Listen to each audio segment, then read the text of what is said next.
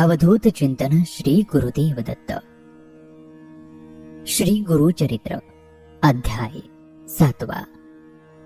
या अध्यायाच्या पठण अथवा श्रवण केल्याने पंचमहापापादी सर्व पातके नाहीशी होतात. अध्यायाला सुरुवात करूयात. नामधारक सिद्धांना म्हणाला, मला गोकर्ण महात्म्य सविस्तर सांगा ना. पूर्वी तेथे कोणाला वर मिळाला आणि अनेक तीर्थ असताना श्रीपाद श्री वल्लभ गोकर्ण क्षेत्री का गेले? या गोकर्ण महाबळेश्वराची पूर्वी कोणी आराधना केली? त्याविषयी जर एखादी पुराण कथा असेल तर ते मला सांगा. नामधारकाच्या या प्रश्नावर प्रसन्न होऊन सिद्धयोगी म्हणाले, ज्यावर गुरुची प्रेम असते त्यालाच तीर्थ महात्म्य ऐकण्याची इच्छा होते. याविषयी मी तुला एक प्राचीन कथा सांगतो, एकाग्र चित्ताने ऐक. पूर्वी इक्ष्वाकु वंशामध्ये मित्रसह नावाचा एक राजा होता. तो राजा सकल शास्त्र पारंगत होता, अत्यंत बलाढ्य महाज्ञानी होता. एकदा तो शिकारीसाठी अरण्यामध्ये गेला. त्या अरण्यामध्ये वाघ, सिंहादी अनेक प्राणी होते. राजा तेथे शिकार करीत असताना त्याला एक भयानक दैत्य दिसला. त्याला पाहताच राजाने त्याच्यावर बाणाचा वर्षाव केला. त्या बाणांच्या आघातांनी तो दैत्य जमिनीवर कोसळला. त्याचा भाऊ त्याच्या जवळच होता. आपल्या भावाची अवस्था बघून तो रडू लागला. त्यावेळी तो दैत्य मरता मरता आपल्या रडत असलेल्या भावाला म्हणाला, तो जर माझा सखा भाऊ असशील तर मला मारणाऱ्या या राजाचा सूड घे. असे बोलून त्या दैत्याने प्राण सोडले.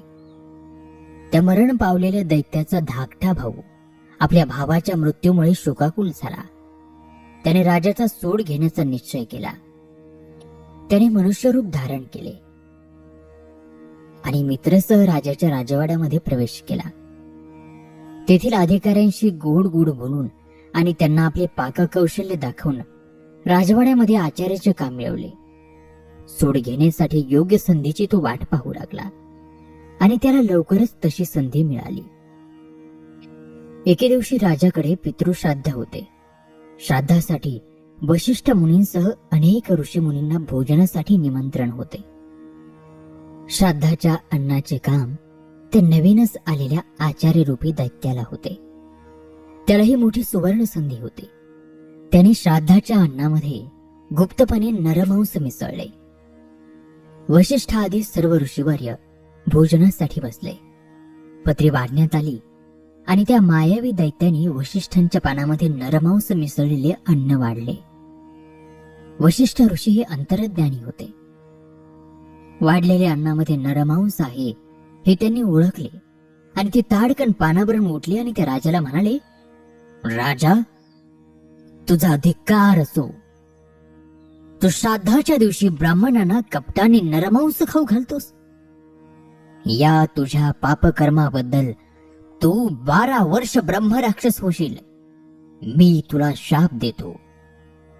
ही शापवाणी ऐकताच मित्रसह राजा भयंकर संतापला, कारण त्याला यातले काहीच माहित नव्हते. आपली काहीही चूक नसताना आपल्याला विनाकारण शाप दिला गेला. या विचाराने त्याला सुद्धा राग आला आणि मग तोही प्रतिशाप देण्यासाठी हातामध्ये पाणी घेऊन वशिष्ठांना म्हणाला, ऋषीवर्य, तुमच्या पानामध्ये नरमांस वाढले गेले याची मला माहिती नव्हती. हे कटकारस्थान दुसऱ्या कोणाचे तरी असणार. नीट चौकशी न करता तुम्ही जो मला शाप दिलात, या अन्यायाबद्दल मी तुम्हाला प्रतिशाप देतो. असे म्हणून त्यांनी तळहातावर पाणी ओतले. तेव्हा त्याच्या पत्नीने मदयंतीने त्याला रोखले. ती म्हणाली, नाथ, तुम्ही हे काय करीत आहात? स्वतःला आवरा. अहो, गुरूंना शाप देण्याचा अधिकार तुम्हाला नाही. हे पाप करून घेऊ नका. आता जे घडेल ते घडेल. आता त्यांचे पाय धरून शाप मागा. यामध्येच तुमचे भले आहे. मदयंतीने असे सांगितले तेव्हा राजा भानावर आला. पण हातातील शापोदक कुठे टाकायचे? ते जमिनीवर टाकले तर नापीक होईल, म्हणून त्याने ते शापोदक आपल्या पायांवर टाकले. त्यामुळे राजाचे नाव कल्माशपात पडले. मदयंतीने वशिष्ठांच्या पाया पडून म्हणाली, ऋषीवर्य, माझ्या पतीवर दया करा, त्यांना उशाप द्या. यामुळे शांत झालेले वशिष्ठ राजाला म्हणाले, राजा, हा शाप तू 12 वर्षे भोगशील, पण त्यानंतर पूर्वीसारखाच होशील. असा उशाप देऊन वशिष्ठ निघून गेले. वशिष्ठांच्या शापाने मित्रसह राजा ब्रह्मराक्षस होऊन वनामध्ये फिरू लागला. तो पशुपक्ष्यांची, मनुष्यांची हत्या करू लागला, त्यांचे मांस खाऊ लागला. त्याची भूक कधीच संपत नसे. एके दिवशी भुकेने कासावीस झालेला तो वनामध्ये भटकत असताना त्याला एक ब्राह्मण जोडपे दिसले. त्याने त्या दोघांपैकी ब्राह्मणाला पकडले. त्याला आता राक्षस ठार मारून खाणार हे पाहून त्याची पत्नी शोक करीत त्या ब्रह्मराक्षसाला विनवणी करू लागली. ती म्हणाली, कृपा करून माझ्या पतीला सोडा, त्याला मारून मला विधवा करू नकोस. अरे तू राक्षस नाही, शापित आहेस. अरे तू अयोध्येचा राजा आहेस. माझ्या पतीला जीवनदान दे. असे तिने अनेक वेळा विनवले, पण त्या राक्षसाने त्या ब्राह्मणाला मारून खाऊन टाकले. राक्षसाचे ते कृत्य बघून ब्राह्मण स्त्री भयंकर संतापली. ती सती गेली, पण जाताना तिने त्या ब्रह्मराक्षसाला शाप दिला, दुरात्मा, तू माझ्या पतीला ठार मारून मला अनाथ केलेस. या अपराधाबद्दल मी तुला शाप देते. तू शापमुक्त होऊन जेव्हा घरी जाशील तेव्हा पत्नीशी समागम करतानाच तुला मृत्यू येईल. होता होता 12 वर्ष संपली. वशिष्ठांच्या शापामधून मुक्त झालेल्या राजाला आपले मूळ स्वरूप प्राप्त झाले. तो आपल्या घरी गेला. सर्वांना आनंद झाला. परंतु त्या ब्राह्मण पत्नीने दिलेला शाप आठवून राजा अगदी बेचैन झाला. तो मोठ्या काळजीमध्ये पडला. त्याला अन्न पाणी गोड लागेना. मदयंतीने त्याला ते अस्वस्थ होण्याचे कारण विचारले. तेव्हा राजाने सगळी हकीकत तिला सांगितली. ते ऐकून राणीला मोठा धक्का बसला. आता आपल्याला पतिसुख मिळणार नाही, आपला वंश वाढणार नाही, अशा विचाराने ती अतिशय दुःखी झाली. राजाने आणि राणीने आपल्या अनुभवी पुरोहितांना सगळा वृत्तांत सांगून या शापातून मुक्त होण्याचा उपाय विचारला. पुरोहितांनी त्यांना तीर्थयात्रा, दानधर्म इत्यादी करण्याचा सल्ला दिला. त्यानुसार राजाने अनेक तीर्थयात्रा केल्या, यज्ञयाग केले, दानधर्म केले, पण पापक्षालन होईना. ब्रह्महत्या राजाची पाठ सोडीना. त्यामुळे राजा अधिक बेचैन आणि अस्वस्थ होऊ लागला.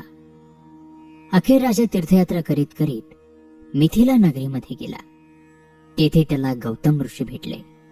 राजाने त्यांच्या पाया पडून स्वतःचा परिचय सांगितला आणि ब्रह्महत्येच्या पातकाची सगळी माहिती त्यांना सांगितली.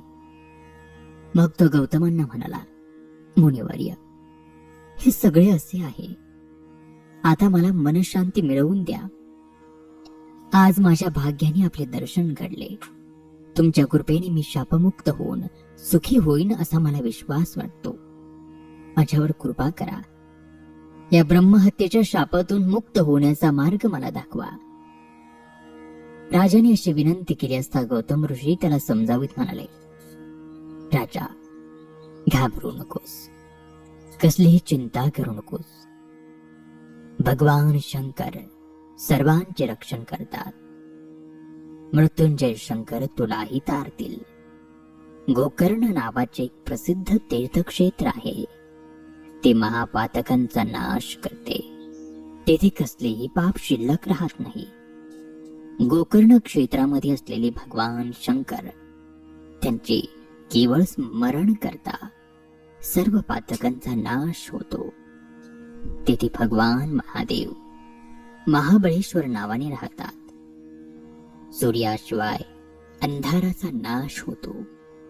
त्याप्रमाणे गोकर्ण क्षेत्रे गेल्याशिवाय संपूर्ण पापक्षय होत नाही. हजारो ब्रह्महत्या केलेला मनुष्य गोकर्ण क्षेत्री जातामध्येच पापमुक्त होतो. या क्षेत्रामध्ये जपतपादे केल्याने लक्षपटीमध्ये त्याचे फळ मिळते. या क्षेत्राचे महात्म्य इतके थोर आहे की कार्यसिद्धीसाठी ब्रह्मदेवाने आणि श्री विष्णूंनी इथे तप केले आहे. रावणाने घोर तपश्चर्या करून जे शिवाचे आत्मलिंग मिळवले त्याची श्री गणेशाने या क्षेत्री स्थापना केली. सनकादी महात्म्य, साध्यादी मुनिगण येथे बसून सदाशिवाची उपासना करतात. समस्त पापांचा नाश करणारे महात्मे सुद्धा येथे शिवाची उपासना करतात. या ब्रह्मांडामध्ये गोकर्णाक सम दुसरे क्षेत्र नाही. राजा, या तीर्थामध्ये सर्व देवदेवतांचे स्थान आहे. भगवान विष्णू, ब्रह्मदेव, कार्तिकेय, गणेश यांचे वास्तव्य आहे.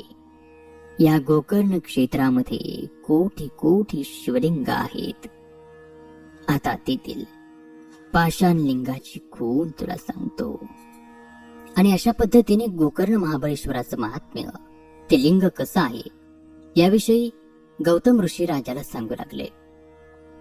सत्ययुगामध्ये हे शिवलिंग श्वेतपाषाणाचे असते, त्रेतायुगामध्ये तांबूस, द्वापार युगामध्ये ती पीतवर्ण आणि कलियुगामध्ये कृष्ण वर्णाची असते. गोकर्ण महाबळेश्वराचा अधोभाग खूप गोल आहे. तो सप्तपाताळापर्यंत गेलेला आहे. परम पवित्र असे गोकर्ण क्षेत्र पश्चिम समुद्राच्या काठावर आहे. ते सर्व ब्रह्महत्यादी पापांचे भस्म करते. तेथे शुभ दिवशी अर्चना करणारे वरती रुद्ररूप होतात. जो कोणी गोकर्ण क्षेत्री जाऊन भगवान शिवांची पूजा करतो तो ब्रह्मपदाला जातो.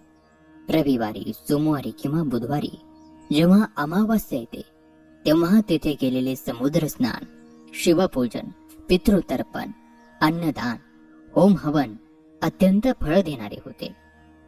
शिवरात्रीला शिवलिंग आणि बिल्वपत्र यांचा सुयोग दुर्लभ आहे. अशा रीतीने गोकर्ण क्षेत्र हे श्रेष्ठ महात्म्य असलेले अत्यंत दुर्लभ असे शिवतीर्थ आहे. अशा या क्षेत्री शिवरात्री उपवास, जागरण, भगवान सदाशिवाजवळ निवास आणि या सर्वांचा सुयोग म्हणजे शिवलोकाला जाण्याचा सोपा मार्ग आहे. अशा प्रकारे गौतम ऋषींनी मित्रसह राजाला गोकर्ण तीर्थक्षेत्राचे महात्म्य सांगितले. तेव्हा राजाने विचारले, ऋषीवर्य, आपण हे जे गोकर्ण महात्म्य मला सांगितले त्याचा अनुभव पूर्वी कोणाला आला होता का? किंवा आपण प्रत्यक्ष काही पाहिले असेल तर त्याविषयी एखादी कथा असेल तर मला सांगा. राजाने असे विचारले तेव्हा गौतम ऋषी म्हणाले, राजा ऐक, या गोकर्ण क्षेत्री शिवरात्रीला महोत्सव असतो. 4 वर्णातील अनेक लोक येथे येतात. भगवान महाबळेश्वर शिवदर्शनाने कृतकृत्य होतात. एकदा शिवरात्रीच्या दिवशी मी सुद्धा गोकर्ण क्षेत्री गेलो होतो. दुपारची वेळ होती. आम्ही एका वृक्षाखाली बसलो होतो. त्यावेळी पूर्वजन्मी अनेक पाप केलेली म्हणून अनेक व्याधींनी जर्जर झालेली एक मरणासन्न अशी चांडाळ स्त्री आम्ही पाहिली. ती वृद्ध, अंध आणि महारोगाने ग्रासलेली होती. तिच्या सर्वांगाला क्षती पडली होती. त्यामध्ये कृमी पडलेले होते. जखमातून रक्त आणि पू वाहत होत्या. सर्व शरीर दुर्गंधीने भरलेले होते. त्यामध्येच तिला क्षय झाला. तहान भुकेने ती कासावीस झाली होती. शरीरावर धड वस्त्र नव्हते. ती विधवा होती. तिने केशवपण केलेले होते. तिच्या पोटामध्ये अन्नाचा कणही नव्हता. तिला धड चालताही येत नव्हते. क्षणाक्षणाला जमिनीवर पडत होती. अशा अवस्थेमध्ये ती एका वृक्षाच्या सावलीमध्ये येऊन पडली. थोड्या वेळामध्येच तिने प्राणत्याग केला. त्यावेळी आम्हाला एक प्रसंग दिसला. अचानक शिवलोकामधून एक विमान खाली आले. त्यातून 4 शिवदूत उतरले. ते अत्यंत तेजस्वी, बलवान. त्यांच्या हातामध्ये शस्त्र होती. सर्वांगाला भस्म लावलेले होते. त्यांचे शरीर कांती चंद्रासारखी दिव्य होती. अशा या शिवदूतांना आम्ही विचारले, आपण इथे कशासाठी आला आहात? तेव्हा ते म्हणाले, आम्ही या चांडाळणीला नेण्यासाठी आलो आहोत. ते ऐकून आम्हाला मोठे आश्चर्य वाटले. आम्ही त्यांना विचारले, अहो, या महापापी चांडाळणीला शिवलोकाला कसे काय नेता? कुत्र्याला कोणी सिंहासनावर बसवतं का? हो, या चांडाळीने पूर्वजन्मी अनेक पापकर्म केले आहेत. हिने कधी कोणाला दया माया दाखवली नाही. हिने आयुष्यामध्ये कधीही जप तप केले नाही. कधी शिवस्मरण किंवा शिवपूजन केले नाही. अशा हिला शिवलोकामध्ये कसे काय नेता? आम्ही असे विचारले तेव्हा शिवदूत म्हणाले, गौतमा, या चांडाळीची पूर्वकथा सांगतो, ती ऐका. ही चांडाळीन पूर्वजन्मी एक ब्राह्मण कन्या होती. तिचे नाव सौदामिनी. ती दिसायला अत्यंत सुंदर. तिचे लग्नाचे वय झाले, पण तिला योग्य असा पतीच मिळेना. त्यामुळे आई वडिलांना मोठी काळजी वाटू लागली. शेवटी ब्राह्मणाशी तिचा विवाह झाला. काही दिवस ठीक चालले, पण तिचा पती एकाएकी आजारी पडला आणि त्यातच त्याला मरण आले. अकाली विधवा झालेल्या सौदामिनीला तिच्या आई वडिलांनी घरी परत आणले. ती दिसायला सुंदर होती. तिने आता तारुण्यामध्ये प्रवेश केला होता. तिला वैधव्य आले होते, त्यामुळे तिची कामावासना पूर्ण कशी होणार? ती तिला काही स्वस्थ बसू देना. परपुरुषाला पाहून तिचे मन चलबिचल होऊ लागले. ती लपून छपून जारकर्म करू लागली. मग व्हायचे तेच झाले. तिचा व्यभिचार लोकांना समजला आणि लोक तिच्याबद्दल उघड बोलू लागले. गावातील लोकांनी तिला वाळीत टाकले. मग आई वडिलांनी तिचा त्याग केला. तिला घराबाहेर काढले. आता तिला सगळे रान मोकळे झाले. ती सगळी लाज लज्जा सोडून उघडपणे त्या गावामध्ये व्यभिचार करू लागली. त्याच गावामध्ये एक तरुण श्रीमंत शूद्र होता. त्याच्याशी तिने विवाह केला. ती त्याच्या घरी राहू लागली. अशा रीतीने आपल्या कुळाला काळीमा फासला. कामावासनेने स्त्रीचा अधपात होतो. हीच माणसाची सेवा केल्याने ब्राह्मणाचा नाश होतो. ब्राह्मणाच्या शापाने राजाचा नाश होतो आणि विषय वासनेने संन्यासी अधोगतीला जातो. सौदामिनीला त्या शूद्रापासून पुत्र झाला. आता ती बेधडक मद्य मांस सेवन करू लागले. एकदा मद्यपान करून बेधुंद झालेल्या तिने बकरा समजून गायीच्या वासराला कापले आणि त्या वासराचे मुंडके दुसऱ्या दिवसासाठी म्हणून शिंक्यामध्ये ठेवले. सगळा प्रकार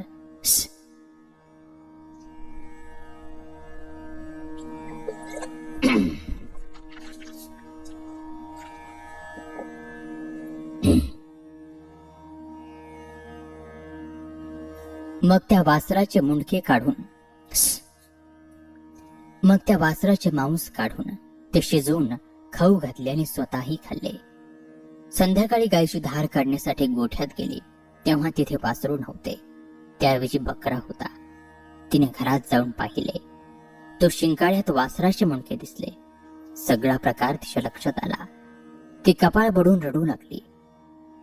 मग तिने एक खड्डा करून त्यात वासराचे मुंडके, हाड आणि कातडी पुरून टाकली आणि वाघाने वासरू पळवून नेले असं सगळ्यांना रडण्याचे नाटक करून सांगू लागली. तिने आपल्या पतीलाही हीच थाप मारली. काही दिवसांनी सौदामिनी मरण पावली. यमदूतांनी तिला नरकात टाकले. तिचे अतोनात हाल केले. त्यानंतर ती चांडाळ जातीत जन्माला आली. ते जन्मापासून अंध होते. दुःखी झालेल्या तिच्या आईवडिलांनी तिचा काही दिवस कसाबसा सांभाळ केला. तिला शिळे उष्टे अन्न खाऊ घालीत.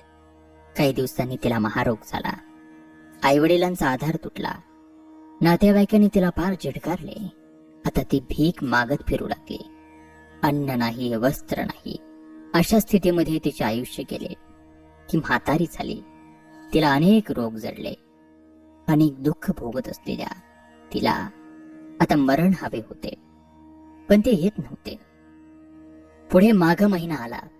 माघ महिन्यामध्ये शिवरात्रीला गोकर्ण क्षेत्री मोठी यात्रा असते. त्या पर्वकाळी गोकर्ण महाबळेश्वराचे दर्शन घेण्यासाठी गावोगावचे असंख्य स्त्री पुरुष शिवनामाचा घोष करीत जात होते. लोक नाचत होते, गात होते, शिवनामाची गर्जना करीत चालत होते. ती चांडाळीनही इतर भिकाऱ्यांसोबत रडत ओरडत जात होती. दिसेल त्याला भीक मागत होती. तिच्या पोटामध्ये अन्नाचा एकही कण नव्हता. अंगावर वस्त्र नव्हते. सर्व अंगाला महारोग झाला होता. सगळे शरीर दुर्गंधीने भरले होते. सर्वांच्या पुढे हात करून धर्म करा असे दीनपणे म्हणत होते, पण कुणालाही तिची दया येत नव्हती. जन्मांतरी तिने एकही पुण्यकृत्य केले नव्हते, त्यामुळे जिवंतपणी अनंत यमयातना भोगाव्या लागत होत्या. ती चांडाळीन गोकर्ण क्षेत्री गेली. तो महाशिवरात्रीचा दिवस होता. त्या चांडाळीनीला कोणीही काहीही देत नव्हते, त्यामुळे तिला कडकडीत उपवास घडला. एका भाविकाने थट्टेने तिच्या हातामध्ये भिक्षा म्हणून एक बिल्वपत्र टाकले. ती खाण्याची वस्तू नाही हे लक्षात येताच तिने ती बिल्वपत्र रागाने भिरकावून दिले.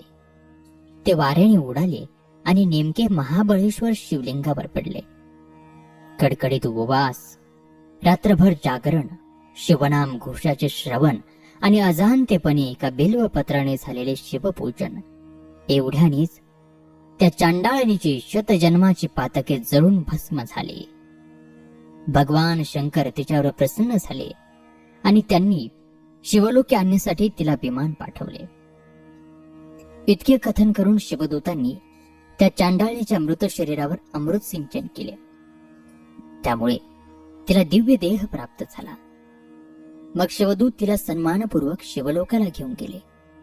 त्या चांडाळीची कथा सांगून गौतम ऋषी मित्रसह राजाला म्हणाले, राजा, तू सुद्धा गोकर्ण क्षेत्री जाऊन भगवान महाबळेश्वर शिवाचे दर्शन घेऊन कृतकृत्य हो.